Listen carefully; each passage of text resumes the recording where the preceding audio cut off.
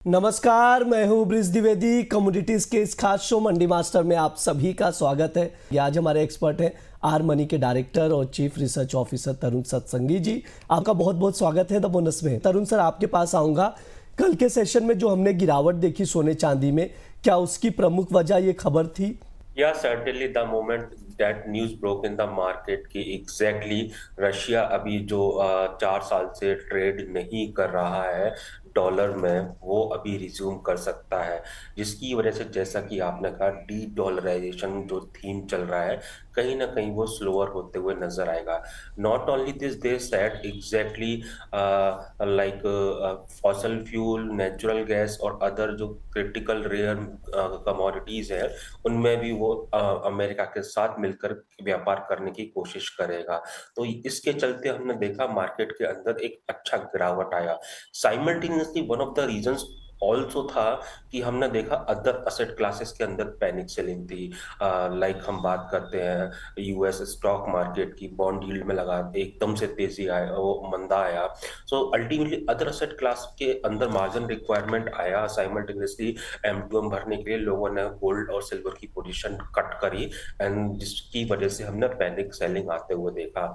हमने ट्यूसडे भी शो में कहा था कि 4960 काफी अच्छा सपोर्ट है एंड 7840 काफी अच्छा सपोर्ट है सिल्वर का। ये ब्रेक करेगा तो एक तरफा गिरावट देखने को मिल सकती है। और कल हमने देखा कि $74 वंस अगेन सिल्वर आया एंड गोल्ड के अंदर भी हमने देखा करीबन $150 का गिरावट, $150 का गिरावट आया। तो अल्टीमेटली अभी थीम क्लियर है। मार्केट ने देखिए ट्यूसडे भी कहा था कि 5150 के ऊपर चलना बहुत जरूरी है। 5120 गया, चला नहीं। सेम वे में सिल्वर गई जरूर 8630, लेकिन वो सस्टेन नहीं किया। सो अल्टीमेटली अभी मिक्स्ड बैचेस ऑफ न्यूज है। एक तरह से केविन वॉश का अपॉइंटमेंट होना, देन उसके बाद में नॉन फार्म पेरोल का जो डेटा आया जनवरी मंथ का 2 दिन पहले, वो एक्सपेक्टेशन से काफी ज्यादा अच्छा आया। उसने भी जो रेट कट की जो पॉसिबिलिटी थी उसको डिले कर दिया। जून में जो मार्केट मान के चल रहा था वो जुलाई में होगा। So all together one after another जो मार्केट के अंदर न्यूज आ रही है, debt is exerting pressure on the gold and silver. अभी लॉट वुड डिपेंड कि एग्जैक्टली ईरान और यूएस फ्रंट पर क्या होता है। वार्तालाप करके समझौता होता है या फिर अल्टीमेटली कुछ वॉर जैसा परिस्थिति उत्पन्न होता है। वॉर होगा तभी गोल्ड सिल्वर में रैली आएगी, अदरवाइज ये अब रेंज में काम करता हुआ नजर आएगा। And may be lot would depend upon कि एग्जैक्टली गोइंग फॉरवर्ड अब यहाँ से आगे जो डॉलर का मूवमेंट कैसा रहता है। आज इन्फ्लेशन का नंबर यूएस में आना है, वो कैसा रहता है। इन्फ्लेशन के नंबर अगर हल्के से ही मॉडरेट होके आए तो debt will again push gold and silver down. ठीक है, ये सर की राय है, उसके अकॉर्डिंग आप लोग देख सकते हैं। सर, और भी चीज़ें हैं, बहुत सारी चीज़ें आपसे समझना चाहूँगा। एक इकोनॉमी का बेसिक क्वेश्चन है सर, ये चीज़ मैं आपसे क्लियर करूँ। कितनी पॉसिबिलिटी कि रशिया डॉलर को अपनाए? सी देखिए, अल्टीमेटली जो एजेंसीज हैं दे आर एक्चुअली जो उनके ओपिनियन होते हैं वो एग्जैक्टली सॉलिड ओपिनियन होते हैं। कहीं ना कहीं ये टॉक चल रहा है, they came to know, that's why they broke.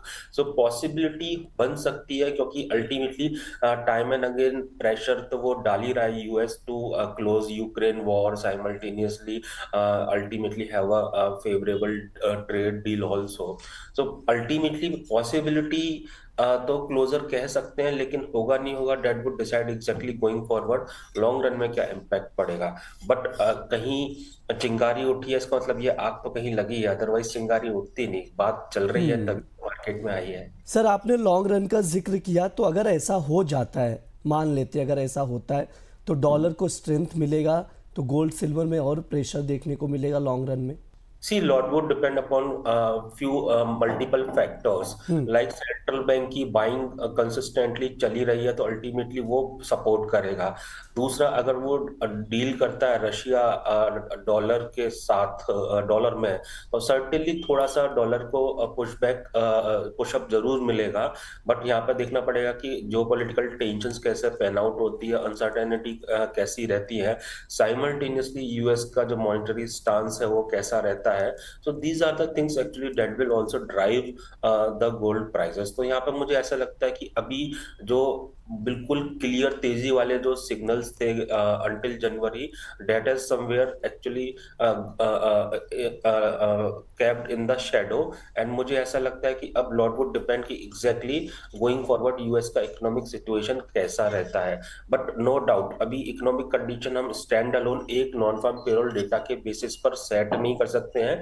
We need to see Feb and March का डेटा कैसा आता है, that will be the key driver to defining exactly क्या पाथ होगा फेडरल बैंक का। अभी रेट कट पॉसिबिलिटी डिले हुई है, लेकिन रेट कट पॉसिबिलिटी खत्म नहीं हुई है। और अनएम्प्लॉयमेंट रेट अभी भी देखिए एग्जैक्टली 4.4 से 4.3 आना कोई बिग अचीवमेंट नहीं है।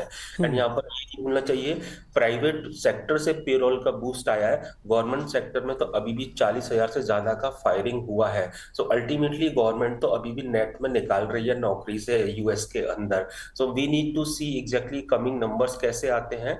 एंड अभी जो सॉफ्ट लेबर मार्केट कंडीशन थी वो एक्चुअली इंप्रूव मुझे नहीं लगता कि इतनी जल्दी हो जाएगी। एंड सडन इतना ज्यादा जंप आना, that too in the era of uncertainty, कहीं ना कहीं ये भी डाउट पैदा करता है मे बी डेटा थोड़ा बहुत फैब्रिकेटेड हो। ठीक है, ये सर की राय है। तरुण सर, एक सवाल दर्शक पूछ रहे हैं काफी समय से कि सिल्वर में और कितनी गिरावट आ सकती है, एमसीएक्स के अकॉर्डिंग कहां पर सपोर्ट मिलेगा, 230 के आसपास या उससे भी नीचे?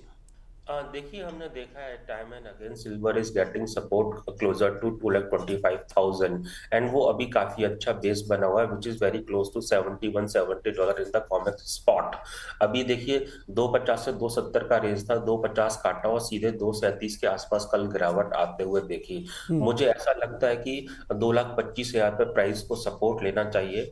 गॉड फॉरवर्ड अगर 2,25,000 के नीचे प्राइस चलते हैं then there is a possibility of further correction towards 2 lakh. But मुझे ऐसा लगता है कि 2 लाख के आसपास तो मार्केट के अंदर बेस बनना ही चाहिए। ओवर हीटेड हो गई थी, नाउ मार्केट मूवमेंट जो है वो नॉर्मल हो चुका है। Lot would depend upon upcoming data and demand supply factors which is actually specially demand supply factor is very positive for the silver. So 2,25,000 अगर वो कटता है तो 2 लाख के आसपास बेस बनना चाहिए। ठीक है, ये राय निकल कर आ रही है सर की। सर, आप क्या ब्रॉडर रेंज क्या लेकर चल रहे हैं सिल्वर का? देखिए वर्स्ट केस सिनारियो तो मैं पहले डिस्कस करना चाहूंगा, क्योंकि प्राइजेस जो $122 होते थे वो $64 तक भी गए हैं। $64 नहीं कटना चाहिए, कटेगा तो हमको ऐसा लगता है समवेयर $60 से $50 के बीच में सिल्वर का लॉन्ग टर्म बेस बनेगा। $50 टिपिकली अगर हम देखते हैं जिस चीज को तोड़ने में जितना ज्यादा समय लगता है वो चीज अल्टीमेटली जो रेजिस्टेंस रहती है वो बहुत सॉलिड सपोर्ट का काम करती है। आप देखिए 1980 से लेकर 2025 आप देख लीजिए कितना समय लगा सिल्वर को $50 के ऊपर जाने का। तो मुझे ऐसा लगता है कि अगर फंडामेंटल स्ट्रांग है तो it should not go below 50,000। तो वर्स्ट केस सिनारियो 60 से $50 के बीच में बेस बनाएगा एंड फिर से रैली देखने को मिलेगा। मुझे सेकंड हाफ अभी भी अच्छा लगता है in case of silver. And probably देखिए अभी हमारा जो ईयर स्टार्टिंग के जो टारगेट थे Q1 का तो ऑलमोस्ट अचीव हो ही गया, क्योंकि हमने बोला था 120 से $125 आ सकती है by year and. 1,50,000 base case scenario लगता है, सॉरी $150 बेस केस सिनारियो लगता है एंड $200 बेस्ट केस सिनारियो लगता है। इन केस ये लेवल 200 नहीं आते हैं ईयर एंड तक तो वो नेक्स्ट ईयर जरूर देखने को मिलेंगे। इंडस्ट्रियल एप्लीकेशन बहुत ज्यादा है और इस साल जो डेफिसिट का अनुमान है वो तकरीबन 300 मिलियन ऑन्सेस का रह सकता है, 1/3 of the silver production. And last year के कंपैरिजन में डेफिसिट 150% बढ़ेगा। ये साल 7वां लगातार साल होगा जहां सिल्वर मार्केट डेफिसिट में होगा। So fundamental pretty much intact है सिल्वर के केस में and it will continue to outshine gold like 2025 in 2026 also. ठीक है, ये राय निकल कर आ रही है यहाँ पर तरुण सर की ओर से। तरुण सर, आपसे एक चीज़ समझना चाहूँगा, दर्शक पूछ रहे हैं कि चाइना में मार्केट भी क्लोज रहेगा, न्यू ईयर भी आ रहा है 15 तारीख से, क्या उसका मेजर इम्पैक्ट पड़ेगा? क्योंकि कुछ यूनिट्स हो गई, मैन्युफैक्चरिंग यूनिट्स क्लोज रहेंगे तो डिमांड कम होगी, तो क्या बहुत ज़्यादा इम्पैक्ट पड़ेगा या प्राइजेस में नॉर्मल इम्पैक्ट देखने को मिलेगा सिल्वर के? टिपिकली देखिए लूनार ईयर में 1 मंथ के लिए वहां पर लेवल ऑफ जाता ही है और it's not new. And ultimately हमको देखना चाहिए कि that year new year to new year exactly क्या डिमांड सप्लाई रहता है। So it is not going to impact much. हाँ, लेकिन जैसे ही मार्केट एक्टिविटी नॉर्मली रिज्यूम करेगी there would be aggressive participation in the market. Tarun sir, investors और ETF वालों को क्या सजेशन देना चाहेंगे? सी शॉर्ट टर्म नॉइस है, डरे नहीं, डटे रहे। अभी गोल्ड सिल्वर में अच्छा रैली आएगा लॉन्ग रन के अंदर। एंड ये इंस्ट्रूमेंट ऐसे हैं जहां पर एग्जैक्टली आप डे टू डे एक्टिविटीज में देखकर डरिए नहीं। थीम बहुत क्लियर है, सिल्वर की एप्लीकेशन बहुत स्ट्रांग है, गोल्ड के भी अभी फंडामेंटल्स चेंज नहीं हुए हैं। 5 साल हो गए, 6 साल हो गए लगातार global geopolitical tension and uncertainty बनी हुई है। एंड उसके बाद में सेंट्रल बैंक बिगेस्ट पुश दे रही है in driving the gold prices.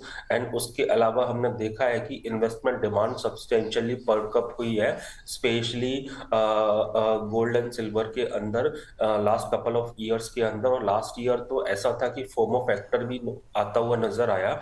तो मैं तो यही सलाह दूंगा कि ये शॉर्ट टर्म मूवमेंट अभी ऑलमोस्ट जो मैसिव सेल ऑफ या massive recovery then again massive sell off and recovery वो वाले जो फिनोमेना थे that is likely to subside now and market will react more logical going forward। and मुझे ऐसा लगता है कि अल्टीमेटली ये होल्ड करके चले, इनको अच्छे रिटर्न्स मिलेंगे अगर 3 से 5 साल का टाइम फ्रेम लेते हैं तो।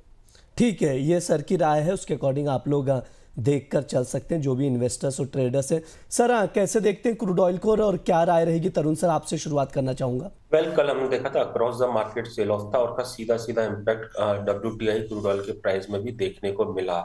एक न्यूज था कि एग्जैक्टली रशिया वाला अगर मुद्दा सॉल्व हो जाता है तो रशिया से सप्लाई वर्ल्ड मार्केट में बढ़ेगी, इसने भी गिरावट दिया। लेकिन उसके साथ में अभी जो मेन जो फैक्टर है, अभी मार्केट सेंटीमेंट पर ज्यादा चल रहा है, तो एक सेंटीमेंट आया कि we would have a larger supply from Russia अगर रशिया यूएस के बीच में पैक्ट हो जाता है। दूसरा थ्रेट निकल के आता है एग्जैक्टली ईरान का मुद्दा अभी सॉल्व नहीं हुआ है। अगर ईरान के साथ वॉर होता है या वहां से सप्लाई डिसरप्ट होती है, not only Iran, some nearing जो नेबरिंग कंट्रीज है वहां से भी फिर सप्लाई डिसरप्शन का इशू स्प्रेड होता हुआ नजर आएगा। तो वो एक और फैक्टर है जिसको हमको कंसीडर करना चाहिए।